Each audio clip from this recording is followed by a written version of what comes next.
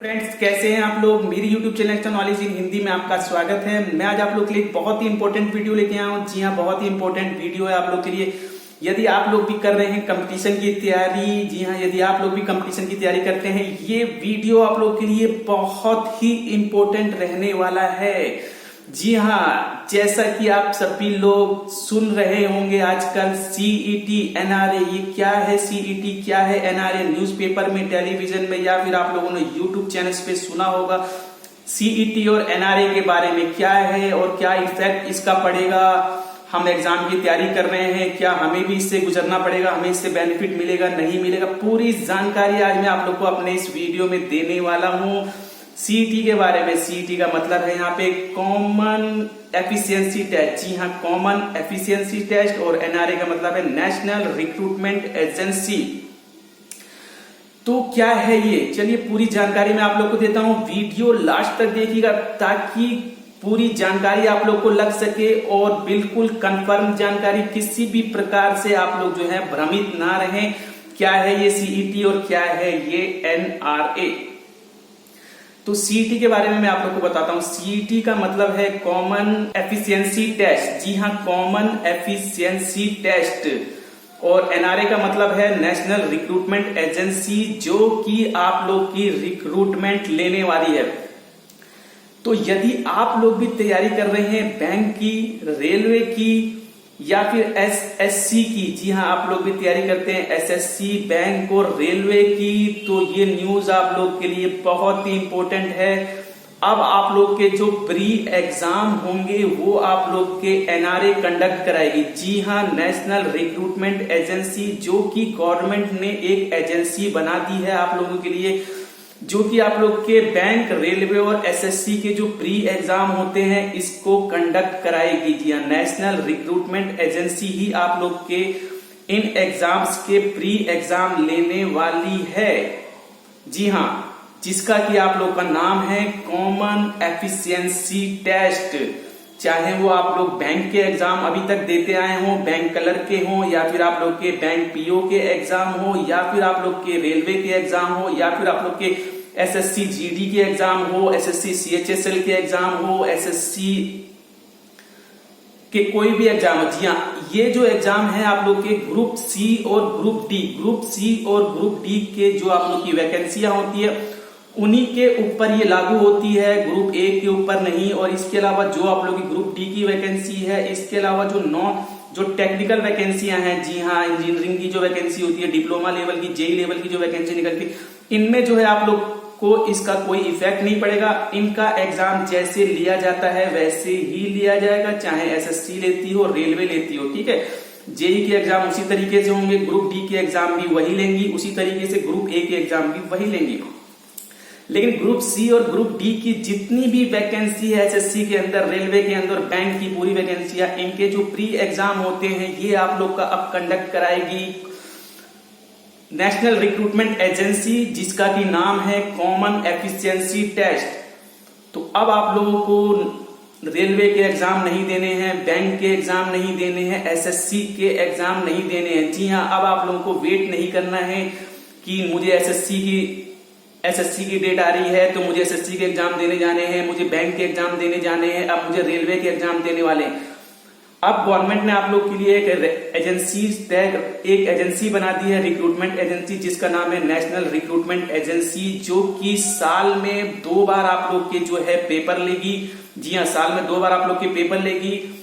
ये पेपर आप लोग का जो है पूरा सिलेबस के बारे में इन्होंने जानकारी नहीं दी है, लेकिन जो ये आप लोग का सिलेबस होगा इसका रीजनिंग, मैथ, इंग्लिश और इसमें आप लोग की जीके रहने वाली है। इसी के बेस पे आप लोग के साल में 2 बार एग्जाम होंगे। एग्जाम के बाद जो है आप लोग को एक सर्टिफिकेट प्रदान किया जाएगा, मीन्स आप लोग को एक लेवल प्रदान किया जाएगा कि आप लोग जो है 70%, 60%, 60% आप लोग के जो है कॉमन एफिशिएंसी टेस्ट में आ गए हैं। अब आप लोग जो है 3 साल तक कोई भी एग्जाम निकले, बैंक का कोई भी एग्जाम निकले, एसएससी का कोई भी एग्जाम निकले, रेलवे का, आप लोग जो है उनमें जो आप लोग का डिस्क्रिप्टिव एग्जाम होता है, जी हाँ, पार्ट 2 जो होता है, उस एग्जाम को आप लोग दे सकते हैं सिर्फ एक एग्जाम को क्वालिफाई करके, वो है कॉमन एफिशिएंसी टेस्ट।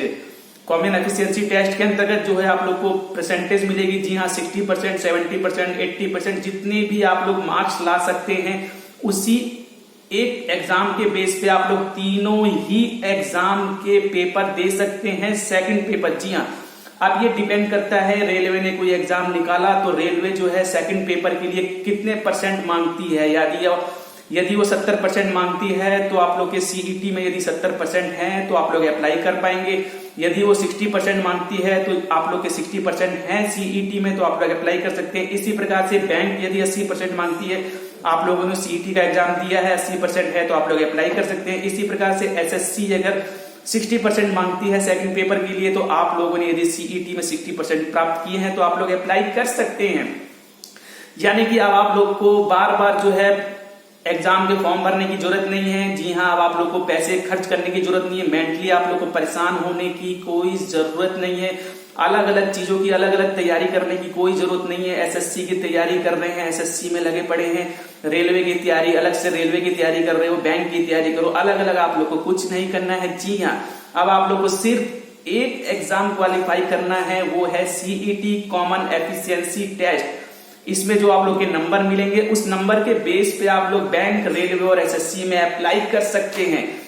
तो ये जो आप लोग के एग्जाम होंगे, ये भी आप लोग के तीन लेवल के एग्जाम होंगे। जो आप लोग का सीईटी का पेपर होगा, ये 10th लेवल का, 12th लेवल का और ग्रेजुएट लेवल का। यदि ग्रेजुएट लेवल में आप लोग के जितने नंबर आए हैं, आप लोग ग्रेजुएट लेवल वाले एग्जाम दे सकते हो। 12th लेवल में आप लोग के जितने नंबर आए हैं, आप लोग 12th लेवल के एग्जाम दे सकते हो। 10th लेवल पे आप लोग के जो जितने मार्क्स आए हैं सीईटी में, आप लोग 10th लेवल के एग्जाम दे सकते हो एसएससी, बैंक और रेलवे में। जी हाँ, तो बहुत ही अच्छा जो एक शुरुआत करी है गवर्नमेंट ने। आगे क्या इसका रिजल्ट आता है ये आने वाला समय ही बताने वाला है, लेकिन इसके बहुत फायदे हैं। आप लोग जानते होंगे कि आप लोग के जो इस वक्त देश में 20 रिक्रूटमेंट एजेंसियां चल रही हैं। जी हाँ, 20 रिक्रूटमेंट एजेंसियां जो सेंट्रल लेवल के एग्जाम लेती है, तो इससे थोड़ा सा बेनिफिट आप लोग को मिलेगा। और इसमें आप लोग को मैं बता दूं कि आप लोग के ऑल ओवर इंडिया, जी हाँ, एक ऑल ओवर इंडिया आप लोग के सेंटर बनाए जा रहे हैं। 1000 आप लोग के सभी जिले में जो है एक सेंटर बनाया जा रहा है। इस वजह से आप लोग को कहीं दूर जाने की जरूरत नहीं है, कहीं भटकने की जरूरत नहीं है। आप लोग के जिले में ही जो है आप लोग का सेंटर बनाया जाएगा, वहीं पे आप लोग का एग्जाम होने वाला है। ऑनलाइन आप लोग का एग्जाम होगा, किसी भी प्रकार की कोई दिक्कत नहीं। इसके अलावा यदि आप लोग के जिले में सेंटर नहीं है तो उनके केंद्र बनाए जाएंगे। तो पूरी फैसिलिटी जो है प्रदान की जा रही है एनआरए को। जी हाँ, नेशनल रिक्रूटमेंट एजेंसी अब आप लोग के एग्जाम लेने वाली है। अब आप लोग आईबीपीएस को भूल जाइए, एसएससी को भूल जाइए, रेलवे को भूल जाइए, सिर्फ और सिर्फ प्री तक के लिए। तो अब बहुत से स्टूडेंट ये सोच रहे होंगे कि सर हमारे 60% आ गए, ठीक है, हमने अभी एग्जाम दे दिया, 60% आ गया, हमने अभी 12th लेवल का एग्जाम दिया, सीईटी का 60% आ गए हमारे, तो हम अभी 3 साल के लिए वैलिड हो गए। यानी कि 3 साल के अंदर अंदर जितने भी एसएससी के एग्जाम निकलेंगे 12th लेवल के, जितने भी रेलवे के एग्जाम निकलेंगे 12th लेवल के, जितने भी बैंक के एग्जाम निकलेंगे 12th लेवल के, तो हम लोग उसमें अप्लाई कर सकते हैं। मींस हमारी परसेंटेज उसमें इतनी होगी तो हम वहां पे जा सकते हैं सेकंड पेपर के लिए। तो क्या अब हम 3 साल तक ही इस वैलिड रहेंगे, आगे हम एग्जाम नहीं दे पाएंगे? तो ऐसा नहीं है। यदि आप लोग के इस बार 60% आए हैं, 40% आए हैं, फिर 45% आए हैं, तो आप लोग दोबारा एग्जाम दे सकते हैं। मैंने आप लोग को बताया साल में 2 बार आप लोग के एग्जाम होंगे सीईटी के, तो आप लोग दोबारा एग्जाम दीजिए। दूसरे बार में यदि आप लोग के 70% आ जा रहे हैं तो बहुत बढ़िया बेनिफिट मिलेगा आप लोग को। आप लोग 3 साल तक उस लेवल पे आप लोग एग्जाम दे सकते हैं। जी हाँ, उस एक नंबर से 70% को लेते हुए आप लोग तीनों एग्जाम आप लोग के 3 साल में जितने भी निकलेंगे आप लोग एग्जाम दे सकते हैं।